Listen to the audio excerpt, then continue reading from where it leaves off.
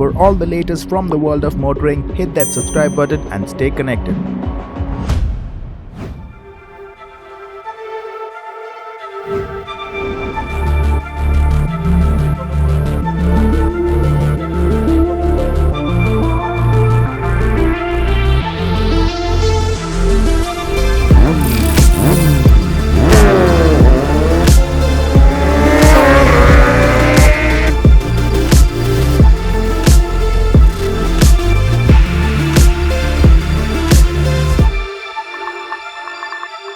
Hi Rakshith, good morning and nice to have you here. I must say the Zxxr looks absolutely lovely. So let's take you right from the beginning. So why the Zxxr and how's your experience been so far? Abhin, first of all, thank you so much for having me on show today. I know it's been like quite some time that we're interacting. That during this COVID situations, we're good that we have landed to talk about Zxxr. Having said why ZX-6R? To be very honest, there's no much competition in this particular segment. It's a super sport and there's only one 6R available, and you also have multiple options like Daytona, which is a closed book in itself. It's been about a year that the bike was already been stopped. I did have a couple of options in terms of about the price segment in between 10 to 15 lakhs. Okay. So I was looking into ZX-6R one definitely for sure. Okay. And then followed by, you also had the Street Triple. And then eventually you also had Z900 and also then followed by the Ninja 1000 as well. So I'm a rider who pretty much enjoys in terms of about bike being a little more intuitive and more aggressive in the way it rides. Okay. And to be very honest, I like bikes which are more involving. Okay. So the moment I took a test drive of the bike and I felt this is the bike I need. So it's pretty sure that I'm going to buy these at ZX-6R. No, yeah. So even Ducati has the 959 and did you consider that side of things as well? When I was trying to buy the bike of 2019, the 959 was stopped. Okay. And the Super Sport again was again stopped. These were BS3 engines. Okay. And then upgraded was the BS4. So to be very honest, the only bike that was there was ZX-6R and then followed by Ninja 1000s and the 900s. And I'm looking into bike which is like completely flat and like proper super bike stuff, proper inline 4. So then I decided ZX-6R is the machine that I want. Yeah. And so now, this machine, it's all about proper performance and the whole accelerating experience. So, yeah. So how has your experience been? Let's first talk about the engine and performance side, and then we'll move on to other things. So, in terms of engine and performance, how has your experience been? So, in terms of engine, this is, as you already know, this is an inline 4. It comes up about 130 horsepower and 136 bhp with the ram air that you see right in front of the. Closer to the headlight. Okay. And then followed by about 70.8 Newton meters of torque that is available. That is the performance of the bike. And in terms of our redlining it completely, as you rightly mentioned, this bike is focused as a track weapon. Okay. If you just turn off the ABS, it's like you can turn the bike into track bike completely. So my usage more inclined towards setting up on rides in the track one, and then followed by weekend rides. Weekend rides, okay. Yeah. So, in terms of electronics, it has about 3 levels of traction control. Yep, right? Yep. So, do you feel the difference between the modes and how you said mostly city rides as well as outside, weekend rides, etc. So, how do you find the differences between these modes and even the power modes also? So, yeah. How do you cycle between these two? How was your experience with these? So, in terms of, I'll just walk you through the electronic space that is there in the bike. Okay. So, even though this has a couple of electronics things which is mandatory in the cities, and you can definitely turn it off. So, in terms of power mode, you have low power mode and full power mode, 2 options. So, when it is in low power mode, the throttle response reduces up to 65 to 70% approximate, and then when you actually turn it into full power mode, it's just go on the way itself, right? And also moving into the traction control piece, you have 3 level traction control, 1 being the lowest and 3 being the highest. So 1 and 2 preferably to use it on cities, okay. And 3 being more inclined towards rainy and other wet surfaces. But having said that, you also have quick shifter, which is a boon to have this on this bike. Okay. It just blitzes, so it's amazing. It just it's a quick shifter for up and down shifts, or it's just for upshift. I wish it was there for downshift. Okay. But yeah, upshifts. Yeah. Okay. Now, see, this bike redlines at 16,000 RPM. Yeah. So a key concern that comes is for the daily use. Do you have enough bottom end torque? So now I've seen Kawasaki have said that you can use it in the city and there is enough bottom end torque. But from a user, from somebody who owns a bike, I want to know, is it really there, and how's your experience with it? That's actually a very good question, Avin. In terms of, there is that little bit of lag in the bottom end. There's a slight jerk when you open it up in the low power mode.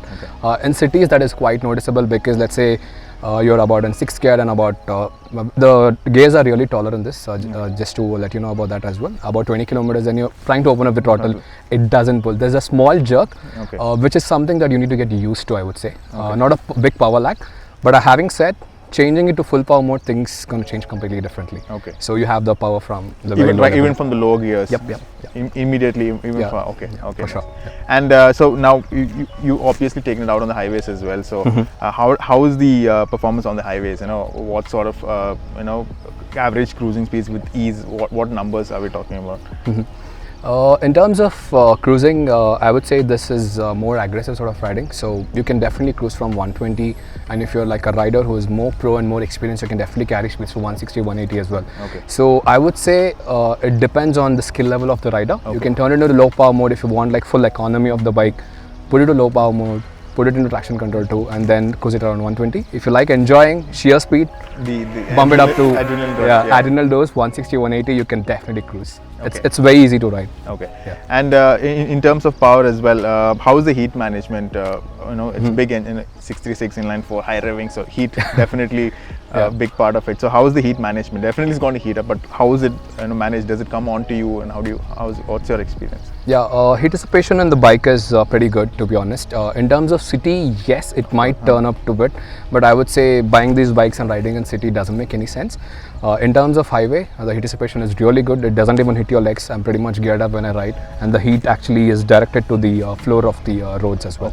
So in terms of that, heat dissipation is managed very well. I haven't noticed about 95 plus degrees in terms of heat dissipation. So from performance, let's go on to the next big thing, that is the handling side of things. So this bike is, it's already proven. We already know it's really good. So, but we've seen the really professionals ride it to its limit. But normal people like us, so how can we? What's your experience? How can we ride it to its limit? And is it as cool as it looks in the videos? So in terms of handling, the bike does pretty well. One thing I would like to give you some idea about is the braking piece of it. So it has an instant braking about 310 mm of dual disc in front, and then followed by handling. I would say it does its job. Since it's more of a track focused bike, the weight transfer is pretty good in terms of, in fact, when I was really at a high speed, when I applied the brake, the weight transfer was pretty smooth, and it didn't pull me off the track. There was the situation where I understand, yes, the traction control comes into picture as well. In terms of handling, I would say inline 4 as an RC 390, I would say it's very, very light. As I said, it's about 196 in the stock. And so you mean to say that you don't feel like you're riding a big bike? It feels like an RC 390. You might feel a little bit of weight when you're trying to do in a quick change of directions. Let's say if you're flicking from left to right immediately, you might feel that there is a weight of 196 kg. But rest of the time you feel that it's just like an RC 390 but an inline 4, I would say. It's very, very light. So that nimble. It's very nimble, Okay, and now a little bit more on the braking. So earlier we were talking about, before we started shooting that, you really love the brakes, and how about the high speed braking performance? Do you have any, do you feel like you're in total control in this kind of situations? Sure, that's a very good question again, Avin. In terms of braking, the Nissan braking does an amazing job. But one thing that is slightly missing is the rubber hoses, which is there for the brake lines. I would have liked the steel braided lines. Reason being, couple of reasons. When you're actually cruising about, let's say you cruise about 80 to 100 kilometers distance, there are chances that the rubber hoses might expand, wherein the braking is not progressive. So there is that little bit of lag. But having said that, the braking is good. If you're looking for an upgrade, change it to steel braided lines, and it's gonna do its job.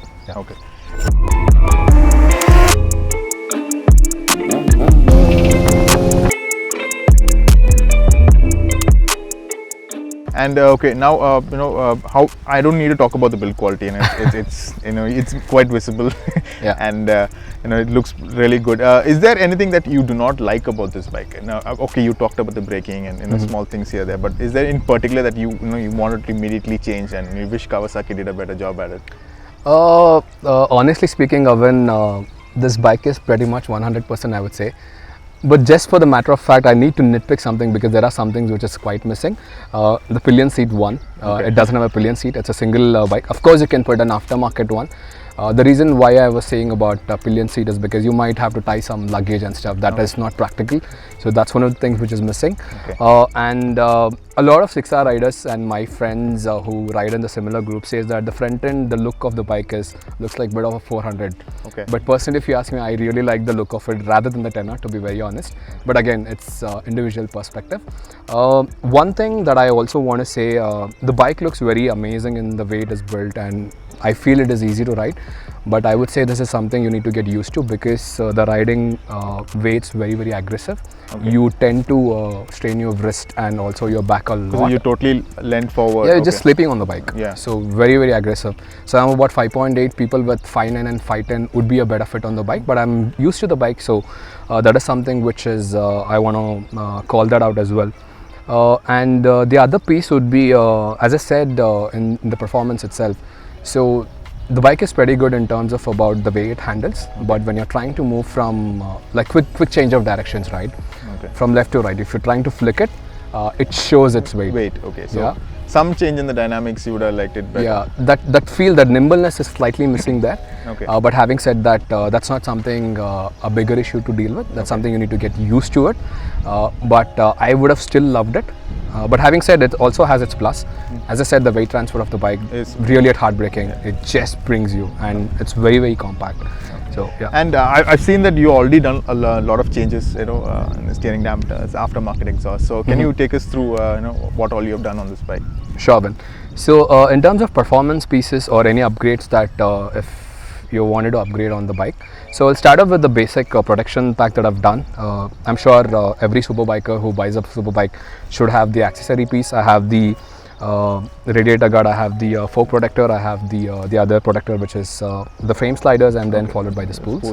So this is mandatory for a bike. So people, I would encourage to get it installed on the day of you get your bike, because these bikes are very difficult to manage in slow speeds. You end up falling a lot, right?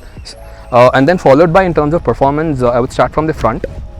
So I have zero gravity double bubble, so which is a light smoke one. So this is it avoids you to help the wind as well. And then moving slightly ahead, I have the Ohling's steering damper, ST042 model, specifically designed for ZX-6R. So the purpose of having a steering damper is a couple of reasons, to be honest. So one, when you're accelerating really hard, let's say if you're pushing the bike in the topmost, redlining it, right? So there are some chances that the tank slapping will happen. Ideally what happens is the handle will wobble and you lose control completely, right? So steering damper comes into picture there, wherein it will reduce the wobbling and it just brings you into the position of the handle where you can control the bike. So honestly speaking, after putting steering damper, it's going to make a world of difference for anyone who rides a super sport, because the confidence that it brings you in terms of about cornering, and also then followed by in terms of about stability, it actually brings a lot of difference. Even though the suspension piece is really on the softer side, but having a steering damper will create a lot of difference in terms of riding. And the aftermarket exhaust as well. This is from which one? This is M4 GP series. It's called canister model. And apart from that, the moment I did put the exhaust as well, I've also changed the air filter inside it. It's a BMC air filter. And moving slightly ahead in terms about the exhaust. So one good thing about ZX-6R, it has 3 pieces of silencer. When I say that, so you have headers as one piece, and then followed by catalytic converter, and then followed by exhaust. So these 3 can be removed independently. So a lot of bikes, other bikes have headers and catalytic converter connected. They have to cut it off. But this just comes into 3 different pieces, which is an added advantage. And did you do any change to the maps, the electronic EC maps? I haven't done as of now, but probably in future, because this bike is pretty much so much fun to ride. It has everything. So let me enjoy the authenticity of the bike first for some time, and then eventually, yes, for sure. And one thing I forgot to talk about is that it's got the adjustable front forks as well. So have you tried tinkering with it yet, or because that's an art by itself? So have you found time to tinker with it, or still getting used to the whole thing? This is something I would say I wouldn't recommend doing until you have like complete knowledge about it, because this is something you want to only deal with in the track. Okay. because you might need suspension to be more stiff to bring in that confidence. Okay. So at that point of time, yes, you might have to tweak and turn it. Yeah. Okay, so now very important thing about the ownership experience is the service side of things. So how has your experience been with the service center here? Sure. So I've been using this bike about close to 8 to 9 months as of today. In terms of ownership and review, it is done with the two paid services. So the first service would cost about roughly about 7 to 7,500. Okay. So what they would do in the first service is definitely the oil change. It comes up around 1,000 kilometers for the first service. Oil change, oil filter change, and just checking the all the electronics working. Okay. And then followed by if oil top-ups are required, they'll just check that as well. Okay. Yeah. So how's your experience with the service center? Are they well versed with servicing the bigger bikes? I would say it's a 50-50 thing for me. Okay. Couple of reasons. One is I think there is a lot of opportunity for Kawasaki in terms of service center because it's a premium bike and I expect the bike to be treated in a premium way. But having said, there's an opportunity to improve for them as well. For me, what a service center is the amount of touch points that Kawasaki has in India. Okay. Let's say if my bike breakdowns in between, can I reach the destination really fast? Okay. So that was one of my consideration, and Japanese are known for that. Okay. That was one of the things that was there in my mind. So Yeah. Overall, you would say it's a good experience. Just that maybe some Opportunity area to improve. Okay. Okay. Yeah. And finally, LED headlights. Yes or no? Fancy, yes, for sure. Again, having said that, there's a lot of improvement in terms of the brightness it is required because low beam is very, very low. Okay. High beam, it's all right, I would say. But a lot of people who own this bike wouldn't ride at night. Yeah. But there's definitely a room for improvement in that. Okay. All right, Rakshith. Great, a lot of interesting points. Thank you so much for coming here in difficult times. But yes, thank you so much for coming us. And I know that you have a channel as well where you share ownership Sure. experiences. So first of all, thank you Vin for having me on show, and I hope this video helps through quicker in terms of about reaching a lot of audience. And having said about my channel, if someone is interested to learn more about performance or any sort of upgrades on the bike, you can definitely watch it. It covers the entire aspect of start to buy the bike and performance stuff and upgrades, everything that I've done on the bike. You actually can see a detailed video. I hope it's going to help fellow riders, and always saying ride safe, wear gears, and enjoy your riding. Thank you so much for having me on show today. Thank you.